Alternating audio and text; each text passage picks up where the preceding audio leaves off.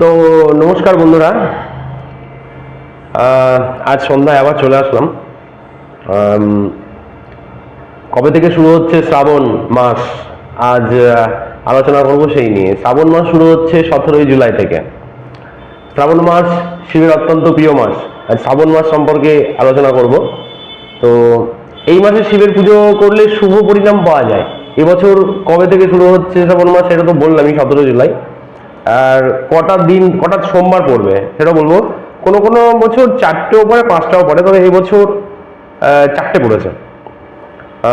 হিন্দু ধর্মে শ্রাবণ মাসের বিশেষ মহত্ব রয়েছে। সনাতন ধর্মে এই মাসটি শিবকে সমর্পিত করা হয়েছে।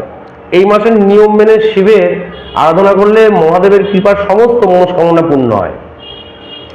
এবছর শ্রাবণ মাসের দুর্লভ সংযোগ তৈরি হয়েছে। এটা দুটি পদ্ধতিতে শ্রাবণ মাসের গণনা করা হয়, সংক্রান্তি অনুযায়ী এবং পূর্ণিমা অনুযায়ী। পূর্ণিমা তিথি অনুযায়ী 22শে জুলাই থেকে শ্রাবণ মাস শুরু হচ্ছে এবং শেষ হবে 19শে আগস্ট। আর বলে রাখি, আমি 21শে জুলাই বাড়িতে পূর্ণিমার দিন হোমযজ্ঞাদি করতে বসবো। তো অন্যদিকে সংক্রান্তি অনুযায়ী 16ই জুলাই সূর্য কর্কট রাশিতে প্রবেশ করে। এমন পরিস্থিতিতে সংক্রান্তির পরে মানে দিন অর্থাৎ 17ই জুলাই থেকে শ্রাবণ মাসের সূচনা ধরা হবে এবং শেষ হবে 17ই আগস্ট। পূর্ণিমা অনুযায়ী দেখলে এবছর 5টি সোমবার থাকছে, আবার সংক্রান্তি অনুযায়ী গণনা করলে 4টি সোমবার পাওয়া যাবে। বাংলা পঞ্জিকা অনুযায়ী সূর্য সংক্রান্তি থেকে বছর গণনা করা হয়। এই কারণে 17 জুলাই থেকে শ্রাবণ মাস শুরু এবছর। শ্রাবণ মাসে সোমবারের বিশেষ মহত্ব রয়েছে। শ্রাবণ মাসে 4টি থেকে 5টি সোমবার পরে এবছর শ্রাবণের 4 সোমবারে শিব পুজো সৌভাগ্য অর্জন করবেন ভক্তরা। শ্রাবণ সোমবারের তারিখগুলো আমি বলে দিচ্ছি সেইভাবে। যেমন হলো, শ্রাবণ মাসের প্রথম সোমবার 22শে জুলাই, শ্রাবণ মাসের দ্বিতীয় সোমবার 29শে জুলাই, শ্রাবণ মাসের তৃতীয় সোমবার 5ই আগস্ট, শ্রাবণ মাসের চতুর্থ সোমবার 12ই আগস্ট।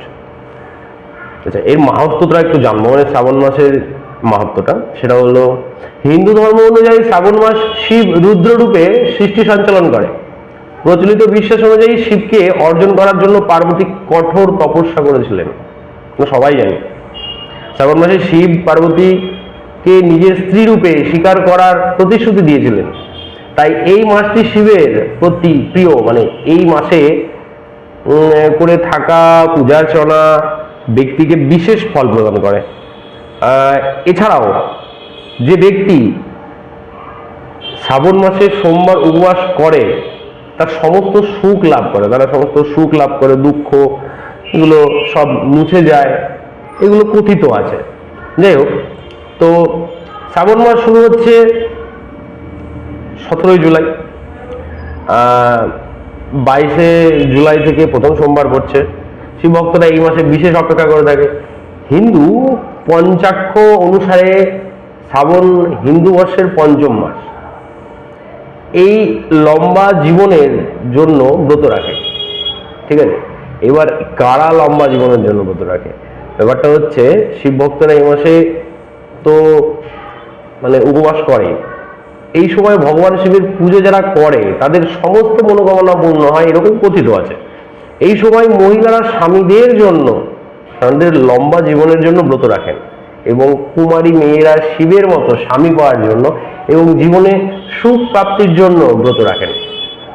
শ্রাবণ মাসে বাক কাঁধে যাত্রা বের হয়। এই যাত্রার সময় শিব ভক্তরা পবিত্র গঙ্গা নদী থেকে জল ভরে নিয়ে আসে এবং ভগবান শিবের অভিষেক করেন। মনে করা হয় যে ভগবান শিব প্রসন্ন হয় এবং ভক্তদের মনোকামনা পূর্ণ করেন। আসুন তাহলে এই ব্যাপারটা একটু জেনে নিই, কেন বাক মানে কাঁধে নিয়ে জল ঢালা হয়। মনে করা হচ্ছে যে সবার আগে শ্রাবণ কুমার ত্রেতা যুগে এই যাত্রা শুরু করেছিলেন। নিজের দৃষ্টিহীন মাতা পিতাকে তীর্থযাত্রা করানোর সময় যখন তিনি হিমাচলের উপরে এসেছিলেন, তখন তার মাতা পিতা হরিদ্বার গঙ্গা স্নান করার ইচ্ছা প্রকাশ করে। সেই ইচ্ছা পূরণ করার জন্য শ্রাবণ কুমার তাদের বাঁকে বসিয়ে হরিদ্বার নিয়ে গিয়ে গঙ্গা স্নান করান, সেখানে তিনি নিজের সঙ্গে গঙ্গা জল নিয়ে যাত্রা শুরু করেছিলেন। আচ্ছা, আর একটা মতে বলে যে এখানে এটাও মনে করা হয় যে সমুদ্র মন্থনের সময় যে হলাহল বিষ বের হয়েছিল, মন্থন বের হওয়ার বিষ পান করে শিব যখন নীলকণ্ঠ হয়ে যান, তখন থেকে তিনি নীলকণ্ঠ বলে পরিচিত হন। এই সময়ে বিষের খারাপ প্রভাব শিবের উপর পড়ে। বিষের প্রভাব দূর করার জন্য শিব ভক্তরা রাবণের জপ করেন। এরপরে দশানন বাঁকে করে জল ভরে আনেন এবং শিবের জলাভিষেক করেন। তারপরে শিবজি বৃষ প্রভাব মুক্ত হয়। দেখো, এক একটা সময় এক একটা মত আছে, বা এক এক জায়গায় এক এক রকম আমরা করি বা আমরা জানি।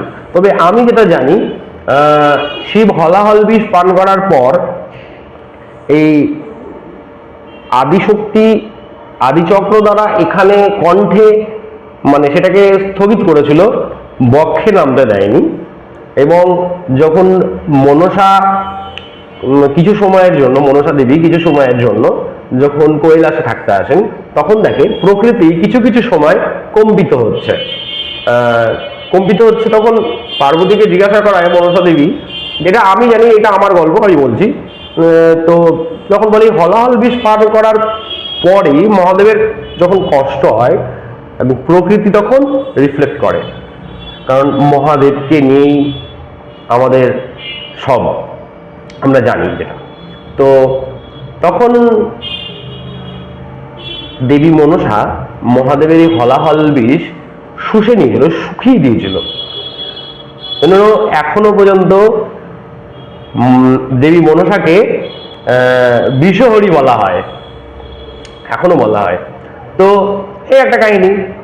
আর সব থেকে আনন্দের বিষয় আমার কাছে এটাই যে শ্রাবণ মাস আসছে, পূর্ণিমা দিয়ে শুরু, মাসের তৃতীয় সোমবারের আগের